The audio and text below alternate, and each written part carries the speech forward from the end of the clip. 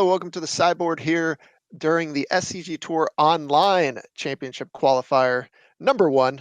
I'm Nick Miller alongside Corey Baumeister here, battling from home this weekend. Yep.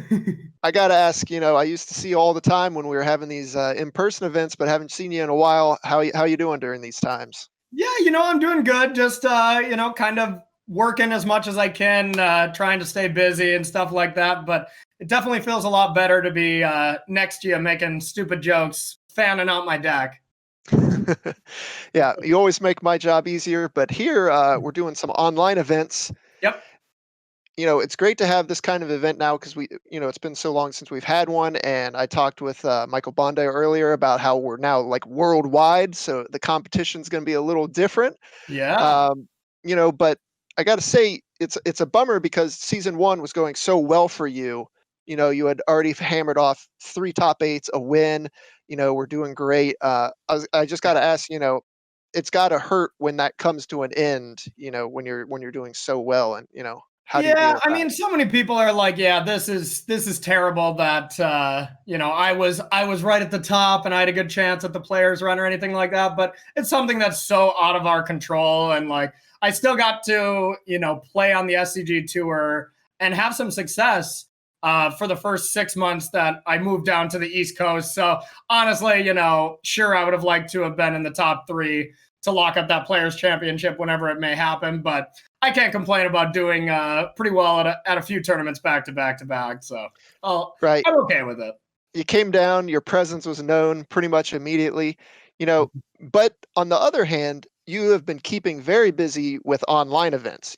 Any weekend I look on Twitch, you're involved in something, whether, it's E-League, you're raising a ton of money for a charity tournament, you're on Versus Live, you're staying pretty busy on that front. Yeah, I definitely have been. And I've actually been way more busy post-COVID than pre with all these kind of opportunities that have been popping up, mostly thanks to Wizards for the opportunities and, trusting me to be a part of their broadcasts and stuff like that. But still not the same as shuffling in person or, being able to go commentate a pro tour in a suit, which I was looking forward to. But I'm definitely thankful for being able to stay busy. So I don't know if you know me, Nick. I am very hyperactive and I need to be constantly doing things. So this being quarantined thing was not for Corey B, that's for sure. So being able to do a lot of things has helped that immensely. Right. And you've got a busy weekend this weekend. We're recording this on Friday ahead of time, but you're doing some late night shifts for the Players Tour commentary, tying that into a couple hour nap into playing this event that starts at 10 a.m. Talk about this weekend for you. You're going to be pretty busy. Well, admittedly, this was not exactly my plan. I completely got my time zones flipped up. So when I was scheduled for 10 p.m. to 2 a.m. Pacific time, and I hate to even admit this because it's really stupid of me, but I completely reversed the times. I'm like, okay, so I start at 7 till 11. No big deal. I'll get some good sleep. I'll play this SCG event. And really, obviously, that's not how time changes work. And now I'm starting my commentary job at 1 to 5 for the Players Tour, and then getting a stream ready and playing this SCG event at 10 a.m. So it's going to be a rough couple of days, but I'll make sure and have some Red Bull offhand and then just sleep after that SCG for like a day. Yeah. And you said you like to stay active. I noticed a little damage to an eye there. You've been getting some basketball time in with some friends locally. Yeah. What happened there? Yeah, impressive, huh? It does look pretty nasty, especially with the lighting here. But yeah, I was playing some basketball. Got a nice elbow to the face when I was going for the basketball by, one of our lovely coworkers, Travis Gibson here. But I guess I'll let him slide this time. And I just made sure and I just shut him down full stop the next time we played. That boy didn't score one. So, he may have won the battle, but I won the war, Nick. So. Yeah, like Michael Jordan, putting him on your list, Exactly, yes. He was the motivator. And I just finished that series too, like 2 days ago. I just finished The Last Dance, and we just played again yesterday. So I think that was a motivating factor. I was going off after he did this. So. Yeah, that documentary came out at a great time for people needing something to fulfill sports on TV, and No it kidding. is a great motivator when you watch it. So I could see, Yeah. your Nope. defensive prowess skyrocket after No watching that. kidding. Should we just talk about that? I could talk about that series for like a full hour here if we want to get into that on another broadcast, Nick. Maybe a side podcast or something. Okay. But we do got to mention a little Magic because we are playing standard here, I and of suppose. course, wilderness reclamation is the name of the game in standard Yep. right now. You're either playing it or you're trying to find some way to beat it. What are you bringing to this tournament if you've locked it in yet? I have locked it in, and I'm doing neither. I am not Ooh, playing Team Rec, and I'm not trying to beat it. So you think I'm in a good spot for this weekend, Nick? tough to say. I'm going to be playing Orzhov Doom Foretold with Yorion as a 80 card plan, and then like 3 Yorions in the main.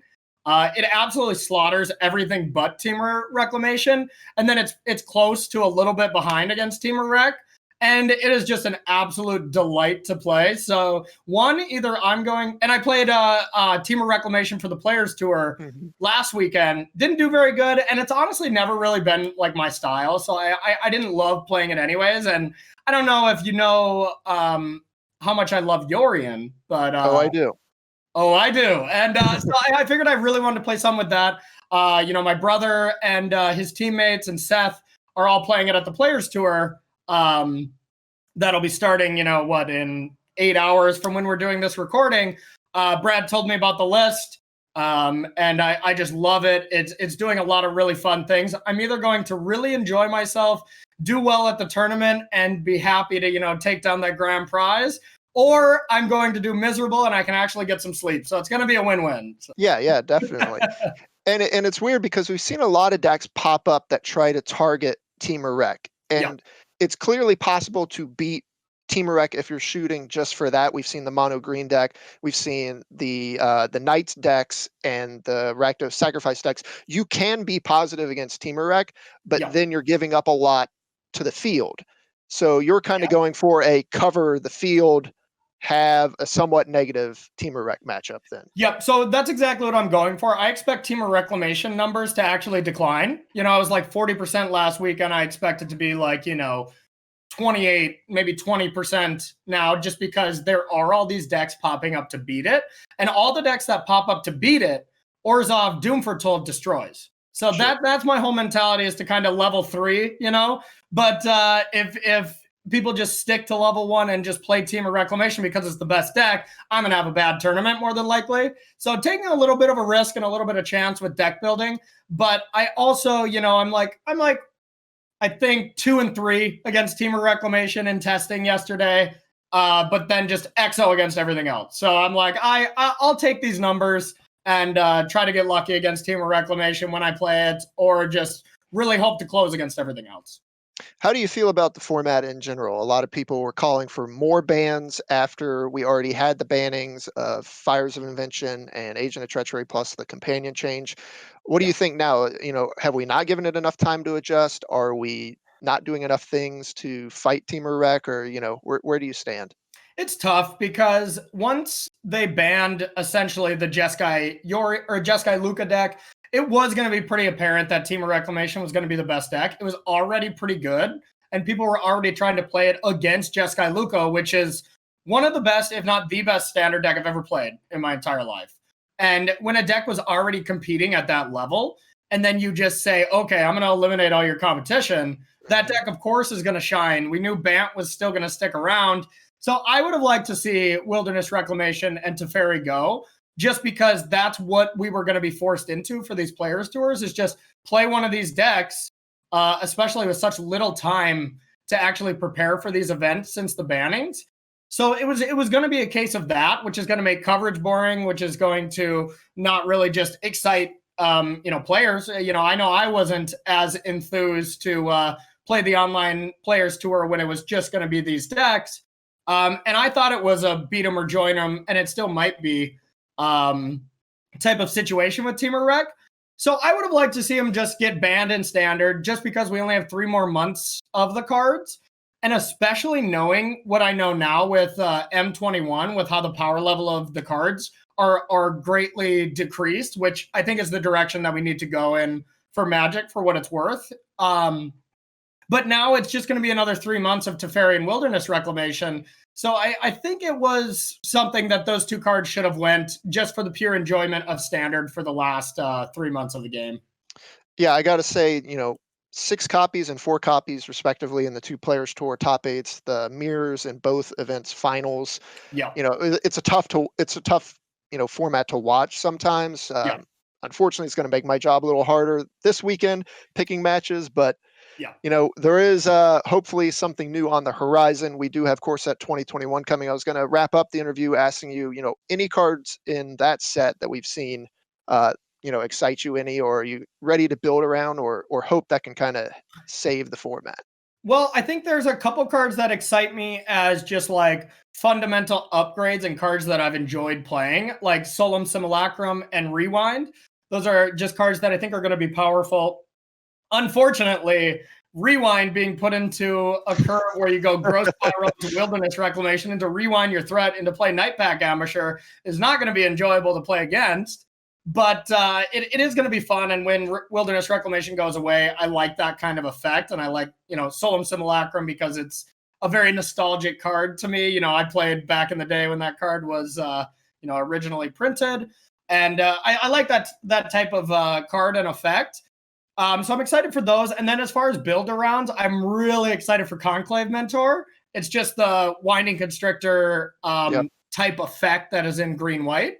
I think there's actually a lot of token synergies in M21, and we already had some really good ones in the form of like Pelt Collector, Stonecoil Serpent, even Gem Razor is, making mono green, all those creatures that get counters on them a lot better. So I think there is going to be a deck there when it comes to that. Plus, then you have Garrick and Boss Riquette, stuff like that to turn around. So when it comes to the Streamer Showdown next week or the week after, that's going to be deck number 1 that I'll be playing. Yeah, I feel like you and Brad, that's right up your alley, working with a Winding Constrictor S card. Green-white tokens, one of my favorite decks of all time. So I'm going to be trying to bring it back. All right, Corey, well, it's been great to talk to you. We're going to wish you the best of luck here in this event, and hopefully we can get and see you qualify for the seasonal championship. I'm just hoping to be awake tomorrow, Nick. That's all I'm going for right now. If I make it to the tournament, that's going to be a victory. So, but yeah, thanks for having me. And it's always nice to chat with you. I wish we could be doing it in person, but this will have to do for now. All right. Excellent. Thanks for watching, everyone. Stay tuned to Star City Games all weekend long for the action here for the SCG Tour Qualifier Championship online.